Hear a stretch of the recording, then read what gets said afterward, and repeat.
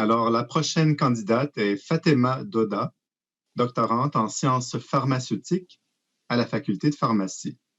Le titre de sa présentation est L'affaire dopamine, Madame Nur 77, suspect numéro 1. Je lui laisse la parole.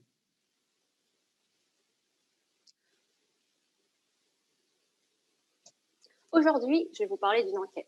Comme Sherlock Holmes, je cherche à résoudre au laboratoire une affaire qui touche plus de 200 000 personnes au Canada. L'affaire en question, c'est la disparition de M. Dopamine. C'est un messager chimique qui a été aperçu pour la dernière fois dans les cellules du cerveau, les neurones. En tant que messager, il transmet des informations, et celles-ci permettent d'assurer un bon contrôle du mouvement chez les individus. Mais sa disparition a entraîné la maladie de Parkinson, et on a noté l'apparition de troubles moteurs chez les personnes touchées. Elles souffrent de gestes rigides, de tremblements quand elles sont au repos. Leur état empire en même temps que les cellules contenant M. Dopamine vont disparaître. Et jusqu'à aujourd'hui, il n'existe aucun traitement efficace pour soigner la maladie. Le traitement couramment utilisé permet uniquement de diminuer les symptômes et il ne fonctionne que pendant 5 ans. Il agit un peu comme un substitut de M. Dopamine, mais il ne permet ni d'empêcher sa disparition, ni de guérir la maladie.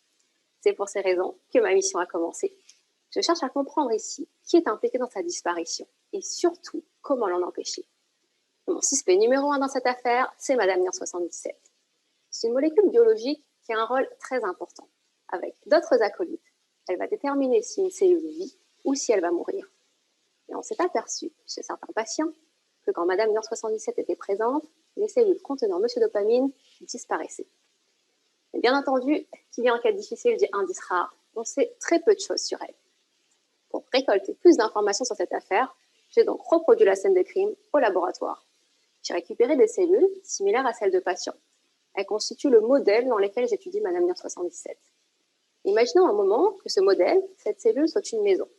Une maison comporte différentes pièces, tout comme la cellule comporte différents compartiments.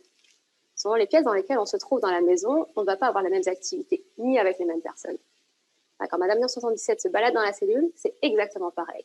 Je cherche donc dans quel compartiment la cellule se trouve pour savoir ce qu'elle fait et avec qui. Par exemple, est-ce qu'elle est en train d'activer des gènes dans le noyau ou de récupérer de la mitochondrie, de récupérer de l'énergie ailleurs?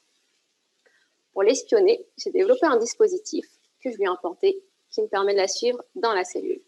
Et en même temps, il marque tous les partenaires avec qui elle interagit. Je peux ensuite les identifier. Les anciennes techniques prenaient 24 heures pour faire ça. Le procédé que j'ai développé ne prend qu'une minute. C'est comme prendre une photo de ce qui se passe dans la cellule. Et pour le moment, les résultats sont prometteurs. J'ai identifié les premiers partenaires de Madame Nur 77, dont certains impliqués dans la mort programmée de cellules. La solution que je propose ici est d'empêcher directement la disparition de M. Dopamine. Si Madame Nur 77 se révèle coupable, on pourra la bloquer, elle ou ses complices. Les résultats de mes travaux permettront de contribuer à développer des traitements qui seront plus efficaces contre la maladie de Parkinson. Quand je soumettrai ma thèse et que l'enquête sera résolue, je pourrai conclure élémentaire, mon cher superviseur.